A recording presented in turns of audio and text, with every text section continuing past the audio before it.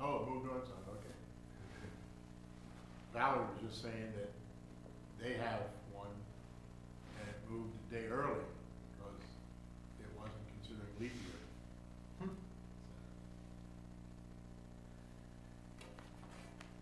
Well, Sam, you ready to go? Yep. All right, let's open to Daniel. And today, Daniel 9. 8, Daniel 8 today. We might get into some of 9 too, but Daniel 8 today. Let me open in prayer and we'll get started. Father, I do thank you that we've had this time to gather together to study the Bible.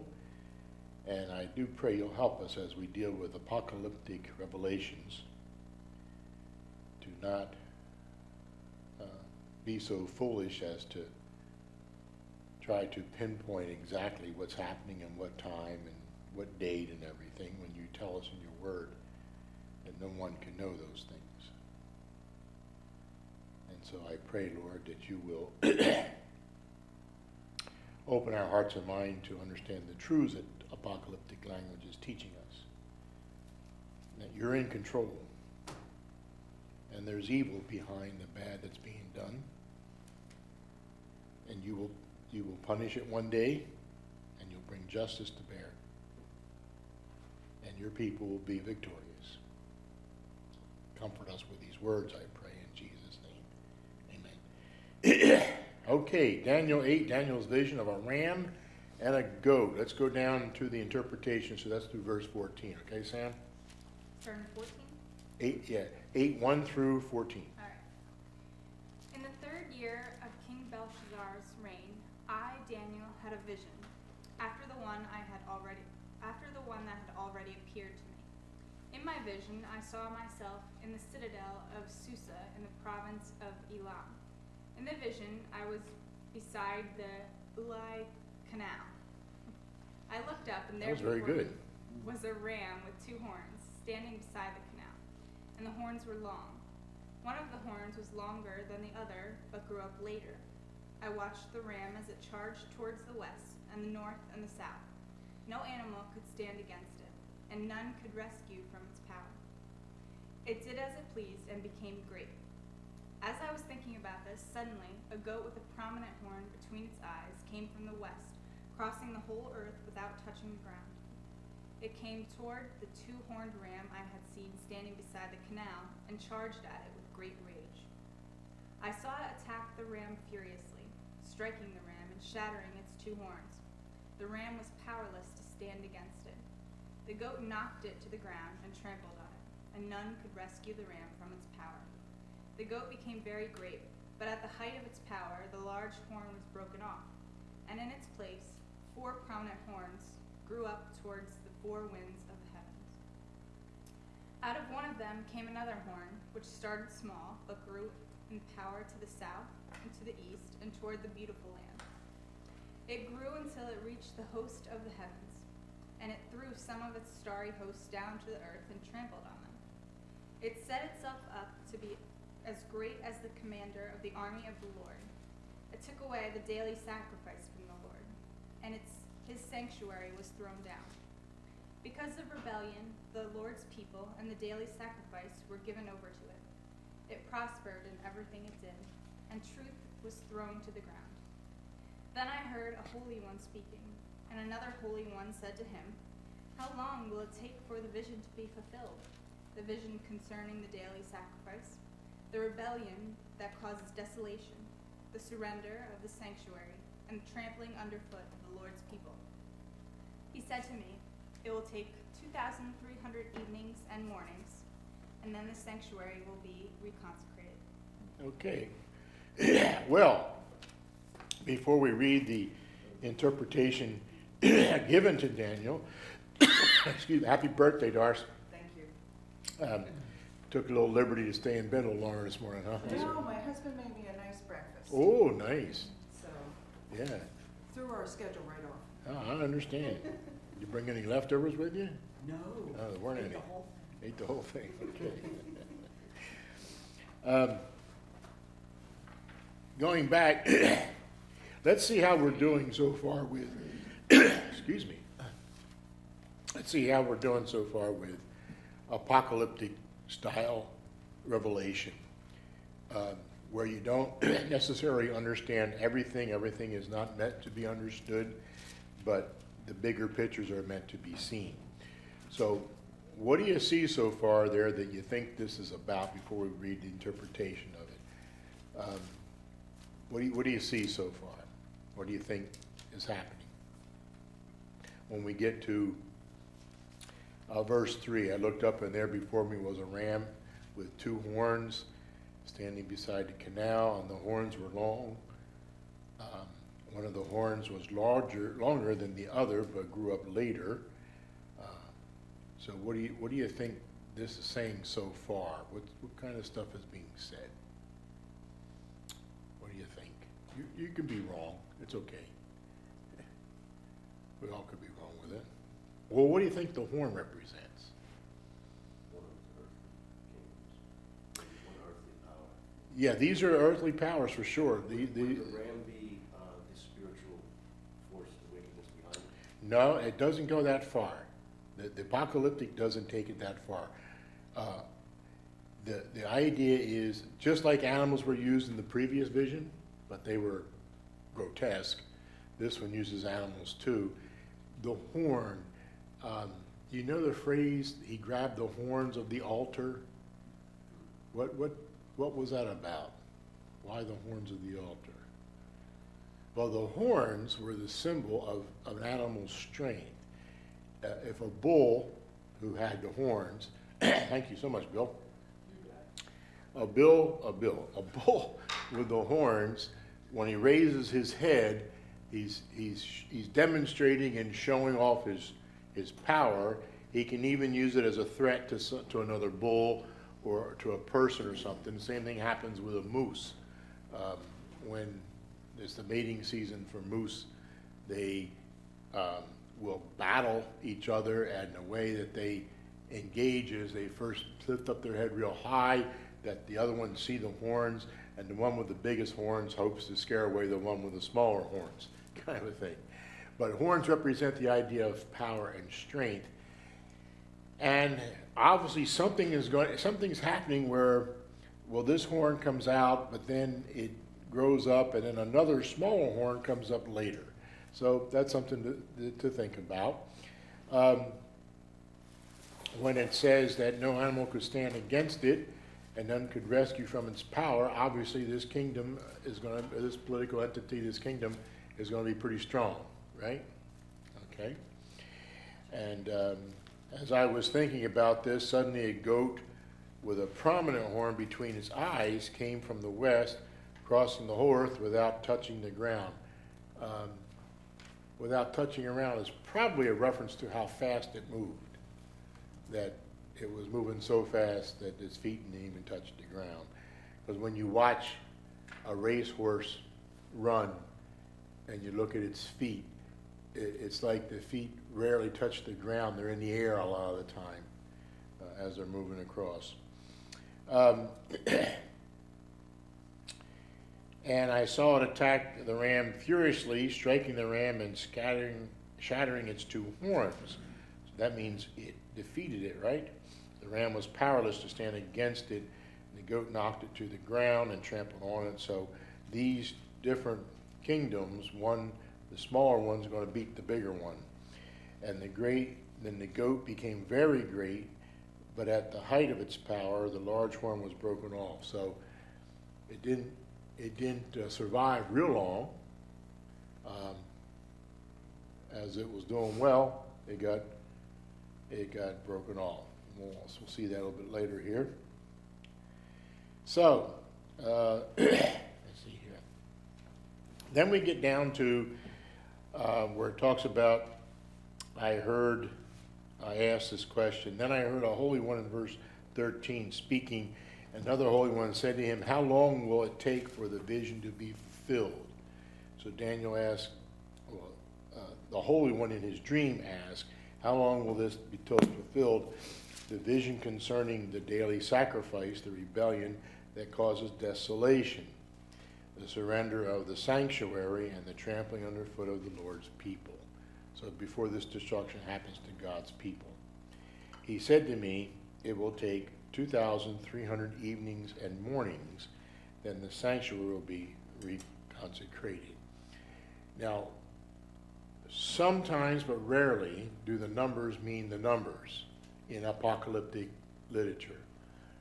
The numbers represent, most times, a figurative number or a metaphorical number, not a literal number.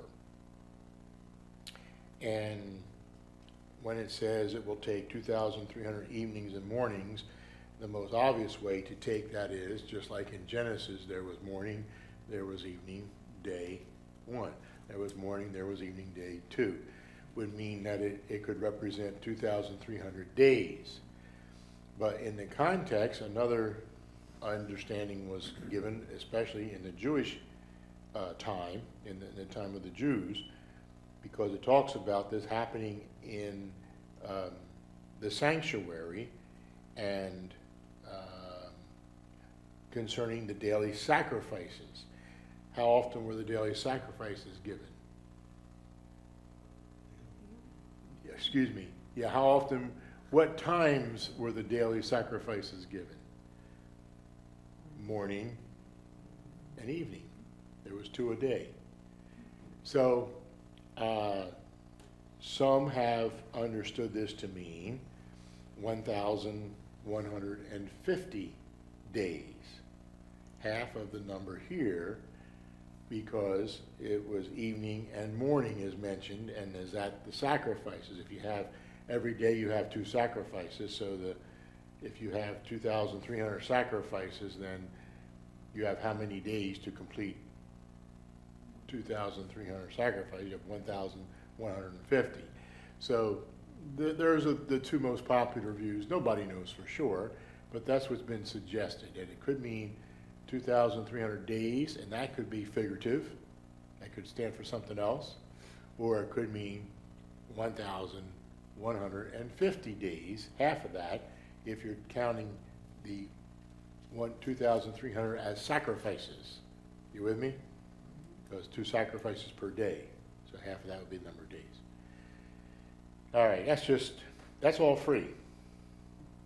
Oh, another thing I wanted to tell you was from last week. When we talked about last week, remember we talked about the times, and a half a time? Remember that? And I mentioned that the Aramaic there says just that, times, and then plural. It doesn't say dual, it doesn't say 2 times. Times, plural, which is more than 3 or more, and half a time. And that, but there's a footnote in the NIV Bible that says, for verse 25, or for a year, 2 years, and a half a year. Now, that footnote is given there by the translators of the Bible from Hebrew to English. They're translating it, and they put that there. Now, translators sometimes will translate not the word for word, because it wouldn't make sense. They would translate the thought so that it does make sense. And the reason that is there is, even though it doesn't say 1 year, 2 years and a half, 3 years and a half, it says times, and half a time, is that the majority of the translators that were doing Daniel were from the school that follows the dispensational view of understanding prophecy. And in the dispensational view of understanding prophecy, the 3.5 years is very important for their half of a week, 7 years, without getting into all their stuff. So my point is that they put that there, and the others conceded to putting it there because they were outnumbered. It was more of them than there were of the others. And so the Hebrew doesn't say, you notice it doesn't say, or in Hebrew.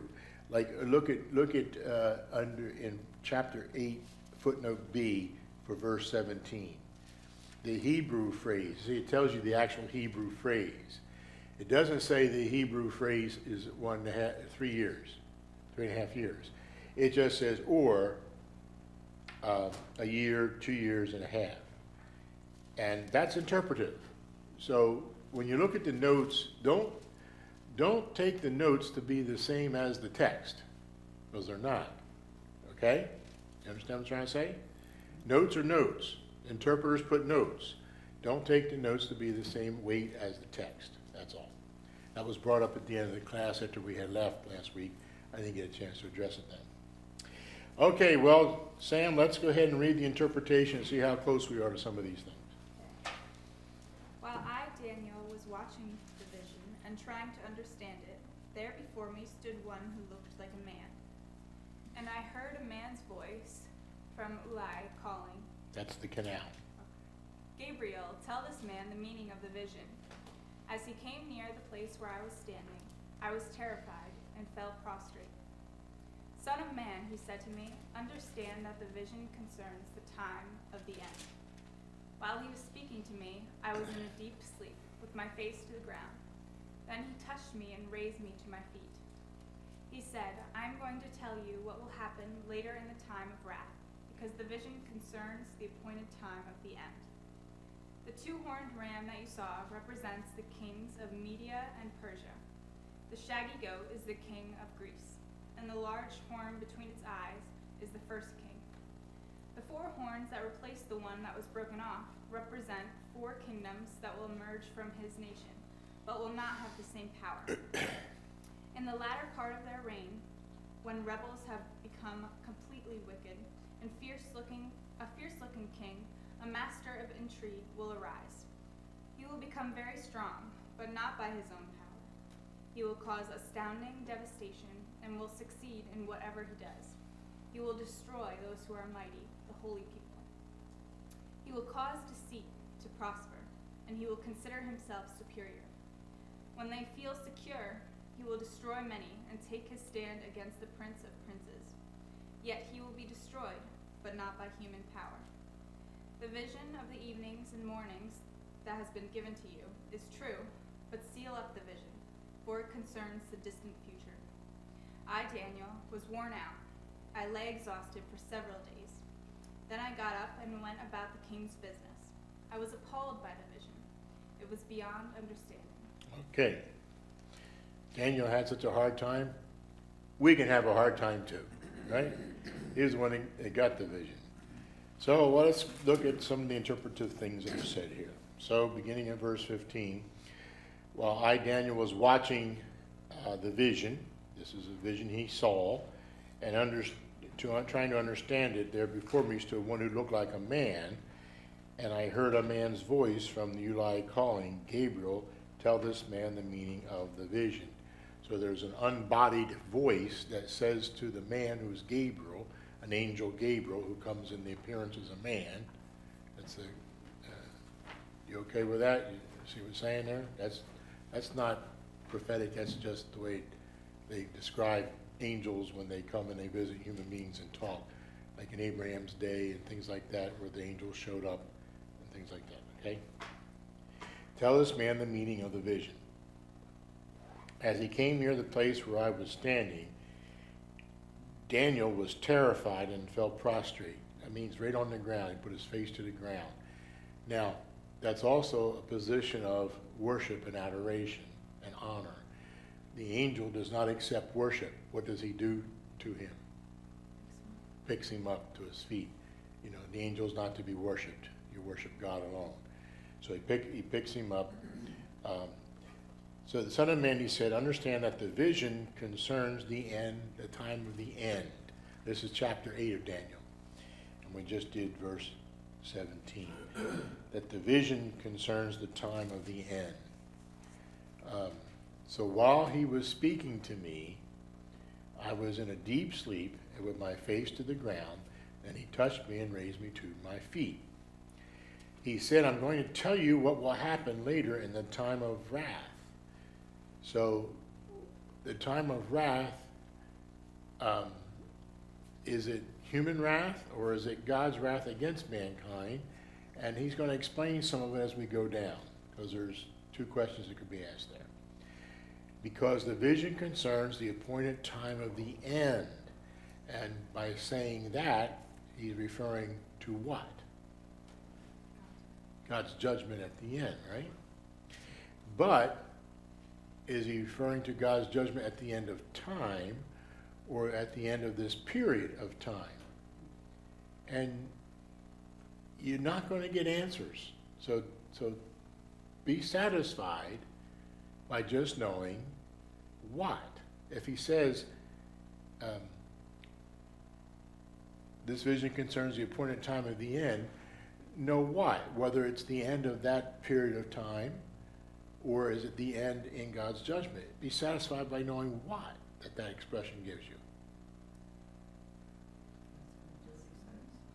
God's going to do what he said. There will be, God will have justice at the end.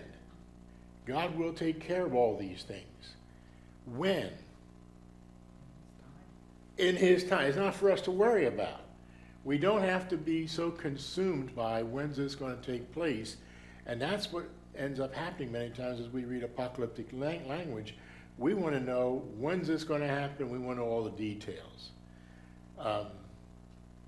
That's not the purpose. The purpose is to understand that God knows the end. He has the end already planned, and he and we will be victorious. And that's the big picture to see and always understand. So here we go. In verse 20. The two-horned ram that you saw represents the kings of Media and Persia. Now, we can say without hesitation that that ram with the two horns represents what? Media and Persia kingdoms. Why can we say that? It says it. Because it was interpreted for us. Remember, in order to understand prophecy or apocalyptic language, you need the prophecy, the fact to occur, and the divine interpretation. Well, in this one, you're going to get the prophecy and the divine interpretation before the fact occurs. The fact will occur later, but all three will come to pass. But you have a divine interpretation, so you can't come up with other people or other kingdoms.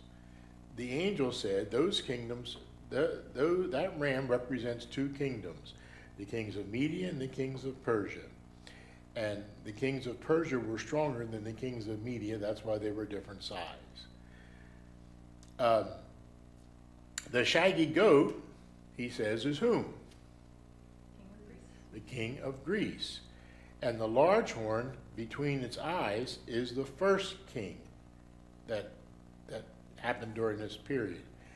And then another hint is given to us. The four horns that replaced the one that was broken off represent four kingdoms that will merge from his nation, that's the king of Greece, but will not have the same power as he had.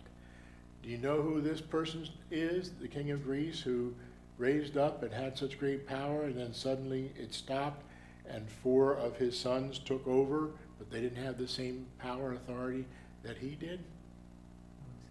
Alexander the Great.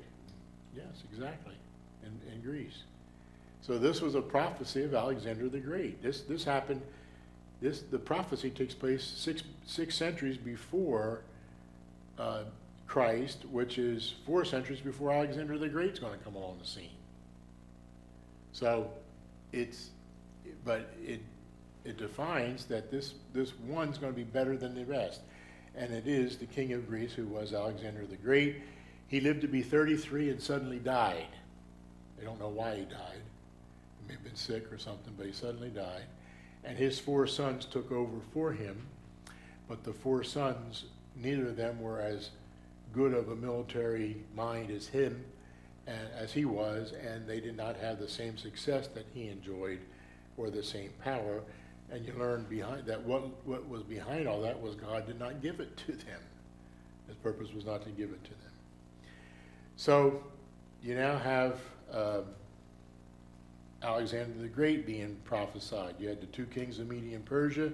Now you have Alexander the Great. And in verse 23, in latter part of their reign, that's the 4 sons, when rebels have become completely wicked and fierce-looking king, a master of intrigue will arise. He will become very strong, but not by his own power. He will cause astounding devastation and will succeed in everything, whatever he does. He will destroy those who are mighty, the holy people.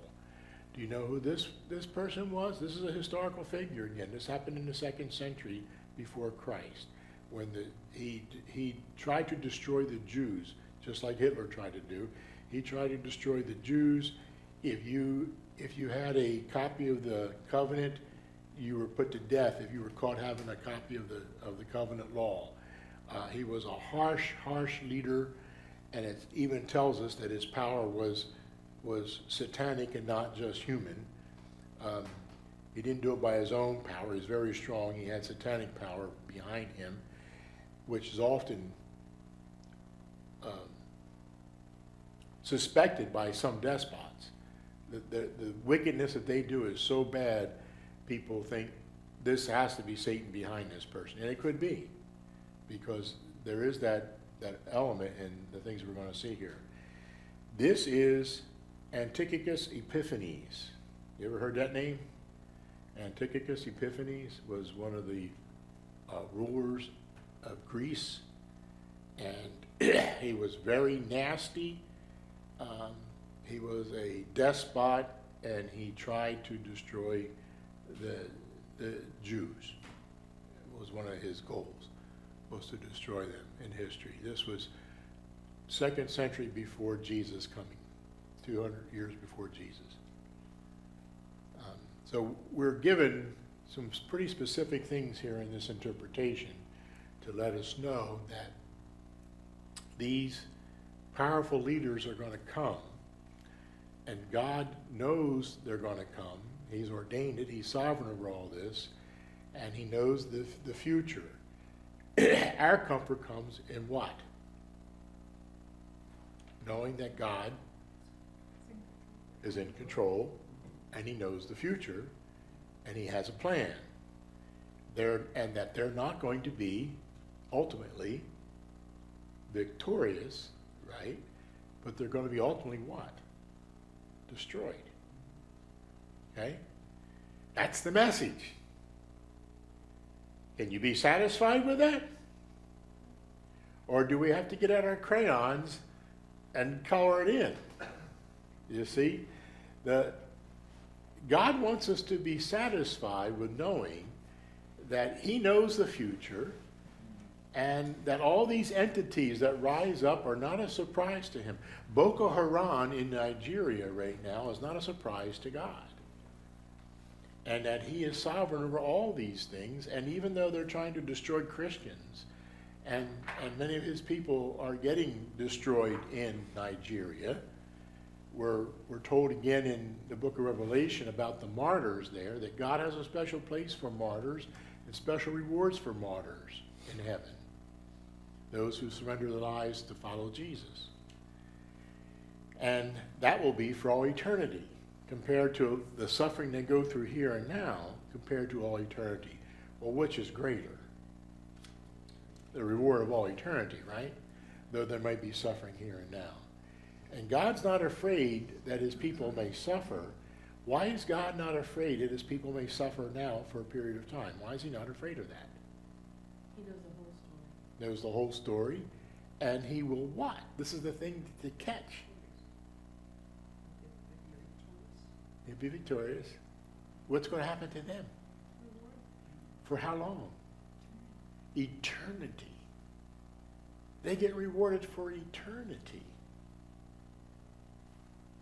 When you try to compare suffering for 10 years in this world to the reward of eternity, this is not even comparable, right? It's like a spit in the ocean. And that's what God wants us to take comfort in, is to know, yeah, God's people will have martyrdom. Some of God's people have had their heads lopped off by some of the countries where they have crucified and hurt Christians, punished Christians. And in Egypt, those Coptic Christians that all marched on the beach that we saw the video about, and they all had their heads lopped off because of their faith in Jesus.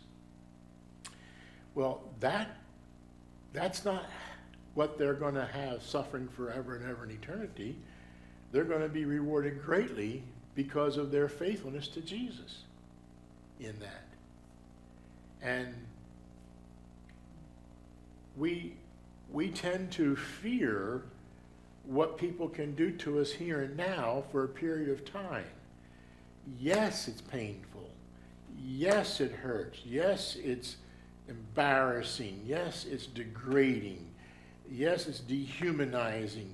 Yes, yes, yes to all that destruction and all the rapes and the assaults and the disfigurements and all these, even the beheading.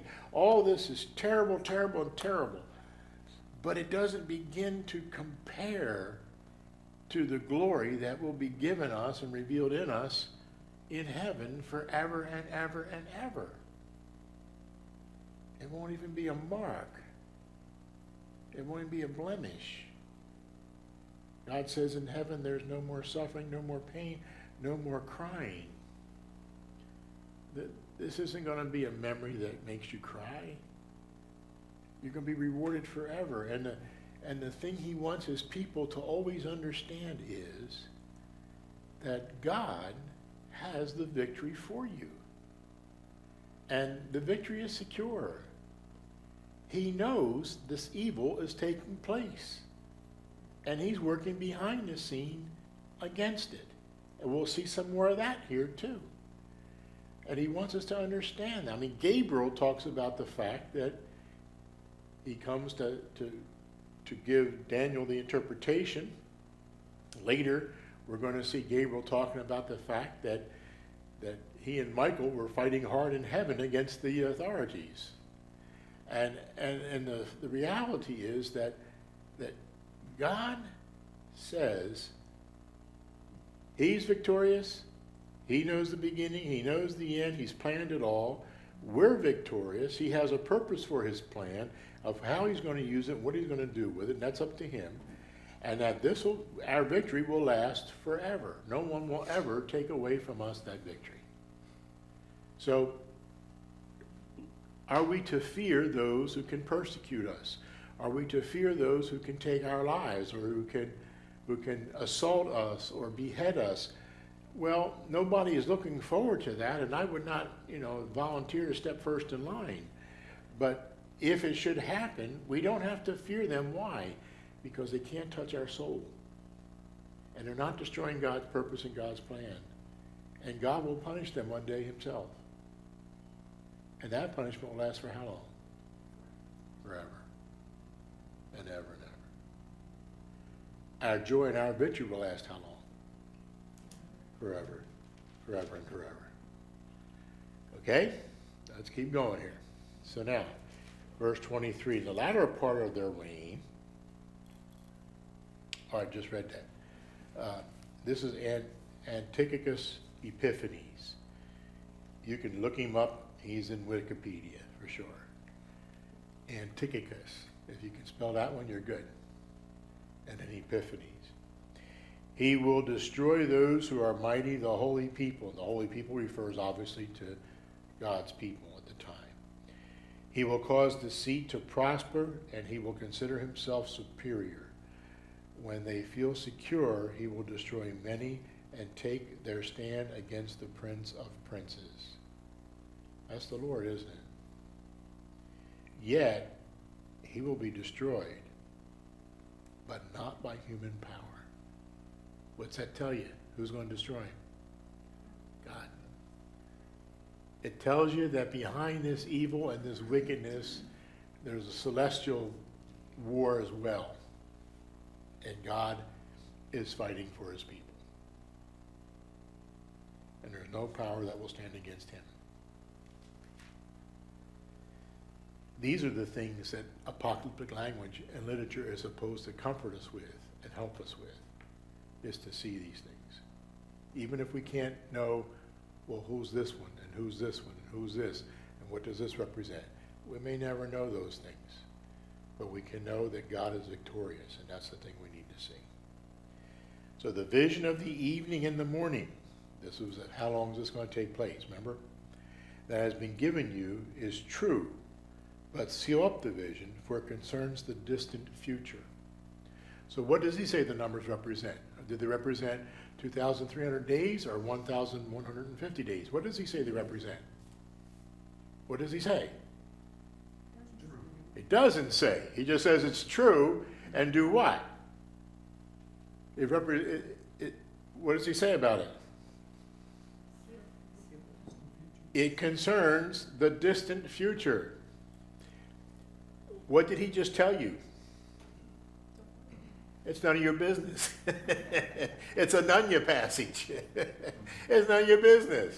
You don't need to worry about the 2,300 evenings and mornings. It doesn't worry. It's the distant future. And what he means by that is that when it happens, God will say, this is what I meant when I said. There's no significance to have to know. You don't have to lose sleep at night because you don't know if it means 2,300 days, 1,150 days, or something else altogether. 1 millennial and 3 decades, 300 decades. You don't need to know. Anybody know people that get so intense in this stuff that they need to know that they have to? They're worried all the time. We may have known some people like that, right? Well, I went to heaven. Yeah, but she went to heaven, so now she knows better. That's good. But there are Harold Camping in 1994. Now, Harold Camping had helped a lot of people learn a lot of theology. He was a good Bible teacher. Basically, he had some rough edges about some things and some dogma that wasn't necessary, but that was Harold Camping. But the basic truths he taught were pretty good for most part. But then he got onto this thing with eschatology. And he thought that he figured out when Jesus was going to come. He figured out the day that Jesus was going to come. Not the day, the month, that Jesus was going to come. And he predicted it was going to be September 1994. And he had all these reasons for all this, and he got a lot of followers, and people did some crazy things. It's all been recorded, it's been documented well. There were people that went and maxed out their credit cards. Why did they max out their credit cards? I'm not going to have to pay them off because in September the Lord comes back. There were people that did even weirder things than that, all kinds of stuff. And he had a lot of people believe in him, and he was very dogmatic. Well, he debated a man who happened to be the author of the commentary I've been reading and getting the most help from on Daniel. He debated this guy, and this man had said to him, well, we had to take into consideration the text in Mark where Jesus says, no one knows the hour or the day the Son of Man comes. He said, I didn't predict the hour or the day, I predicted the month. Mm-hmm. He said, it doesn't say month. And he used that as his foundation to say, I'm right about the month. Well, guess what happened? September came, and September went, and Jesus didn't come. So, about 3 weeks later, he comes on the radio again and says, I made a mistake. This was the Jewish calendar, not the other calendar, the solar calendar. The new date is now, with 1995. What month was it? Anybody remember? I'll say March, but he had a new date. That was like 6 months later than the date he first announced. And he was guaranteeing them, this is the date, this is the month Jesus will come. Well, you all know what happened. Did Jesus come? No. So he was wise enough to get off the air. He stopped doing his Bible studies and stopped talking on the air. And he basically disappeared because he realized that he was wrong. How did he realize he was wrong? Jesus didn't come. Did he apologize? No. Did he admit to all those other scholars? No. He just didn't say anymore. This has happened through all kind of history. There's another one, Hal Lindsey, the late great planet Earth. got a lot of people excited in the 70s because he predicted, again, not the hour or the day, but he predicted the time. By the mid to late 70s, Jesus would return. I read his book in college. I graduated in 1971. In 1970, I read his book, and I was convinced that by the middle of the decade, Jesus is coming back. Because of all the stuff that they tell you, and how good it seems, and how they make this seem that and that seem that. That's not the purpose of prophecy. That's not what it's about. It's about knowing that God's in control, and He has the future determined, and He knows what the future holds for us, and He knows that we're going to be victorious. And even should we suffer pain and devastation in this world, He will reward us forever in heaven. And the time of heaven can't begin to be compared to the short time we experienced on earth. It's a drop in the ocean. And so trusting that God is important. Trusting Him that this is so. By giving us the prophecies and the apocalyptic revelations, He's showing us that He knows what is coming. So is Boko Haram a surprise to God? No. Was World War II and Hitler's rising to power a surprise to God? No. Was Antiochus Epiphanes' rise to power a surprise to God? No. He told you so there. Was Alexander the Great a surprise? No. And behind all these people who rose to power to do devastation to God's people, notice that was the common theme for most of them. They hated God's people. They hated God. He will destroy them. He will destroy them. They may kill us, but they can't destroy us. God will destroy them. So the emphasis is on this. Yet He will destroy, but not by human power. Let me finish out now, 26 and 27. The vision of the evening and the morning that has been given you is true, but seal up the vision, for it concerns the distant future. So the number is true, whatever the number represents, it's true. And there will be that devastation. It's true, but it concerns the future. I, Daniel, was worn out. I lay exhausted for several days. Then I got up and went about the king's business. He was working for the king, remember? I was appalled by the vision. It was beyond understanding. If Daniel didn't understand it, what makes you think we're going to understand it? The point of it is not to understand it. What's the point of it? Trust God. He's in control. He's got the future solid. And we win. Okay? You getting that message yet? Well, we've still got 3 more chapters to get it. We've got 9, 10, 11, and 12 that he's going to talk about some more visions and some more unanswered questions. And the shame is that in the next ones that we come to, churches have used these passages to construct a plan that's so detailed, and it's amazing to see what's happened with it. And that's not the purpose. It's not the way to go. You're misleading people. You're having them put their hope in things they're not supposed to put their hope in. Instead of putting their hope in God, they got it in your scheme. Your schema is never the truth. That's not the purpose of that. I thought maybe you slept in or something this morning, Maureen. We missed most of our class because I'm sure they didn't set their clocks. You're dismissed.